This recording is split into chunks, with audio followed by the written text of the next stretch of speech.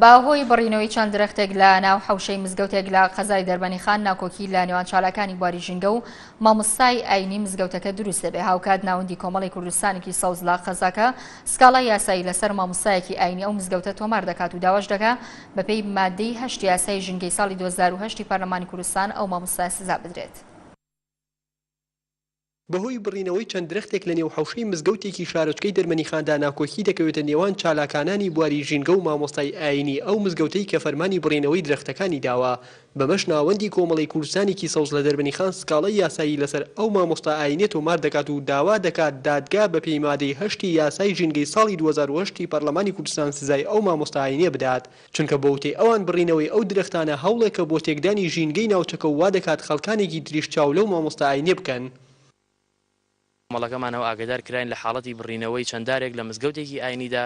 ئێمە ژۆک و کۆمەڵی کوردستانێکی سەوزناوەندی گەرمیان هەستاین بە تۆمارکردنی سکاڵا لە خانەی دادی دەربەندیخان و لە بنکەی پۆلیسی دەربەندیخان کە بەپێی مادەی 8 ساڵی 2008 پەرلەمانی کوردستان ئەم حاڵەتە ڕێگە پێنەدراوە و ئەم حاڵەتەش لە مزگەوتێکی ئاینیدا ڕوویداوە. ئێمە داوامان کردووە کە ئیدارەی ئەو مزگەوتە سزای یاسایی وەربگرن.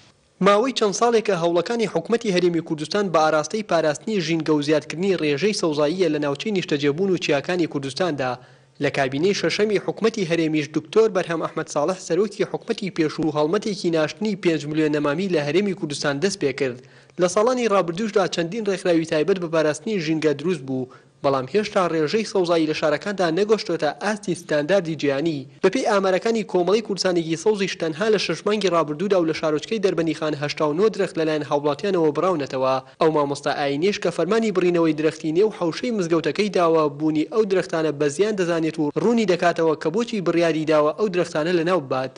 خەسای دا و لە حەوشی مزگەوت حەوشی مزگەوتی کوری بە دوو شەقەوە لە پێناوی مەسلحەتی مزگەوت و پێناوی دارە بچووکەکان و حەدیقەکانە قارمان هادا سەر ئەوەی کەوا لەگەڵ ئەهلی مزگەوتاکەوە ئەو دوو دارە ببرین لەبەر ئەوەی کەوا وەکو دارە پشکەڵەکان گەشە بکەن و حەدیقەکەش گەشە بکا زیاتر.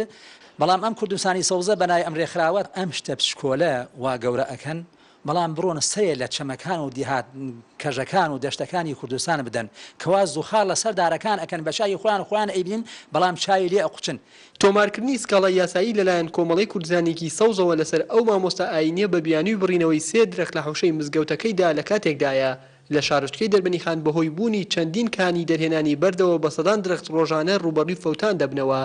بەپێی ئامارەکانی سەرۆکایەتی شارەوانی دەربەنیخانیش ڕێژەی سەوزایی لە قەزای دەربەنیخان 1.3% ڕوبەری شارۆچکەکە پێک دێنێت کە ئەمەش پێوەرێکی ئێجگار کەمە بە بەراورد ڕێژەی ستانداردی جیهانی کە دەبێت 7% کەمتر نەبێت. بۆیە بوونی چەندین کارگەی بۆ درێ و کەرەستەی بیناسازی بە چواردەوری دەربەنیخان و ڕۆشتنی سەدان تەنکەری سوتەمەنی و ئۆتۆمبیلی بار هەڵگر و بەرزبوونەوەی پلەی گەرما و خۆڵبارین و کەمی ڕێژەی سەوزایی لە شارۆچکەی دەربەنیخاندا مەترسی بەردەوامی پیسبوونی ژینگەی ناوچەکەی لێ دەکرێت. بابانە نۆر NRT دەربەنیخان.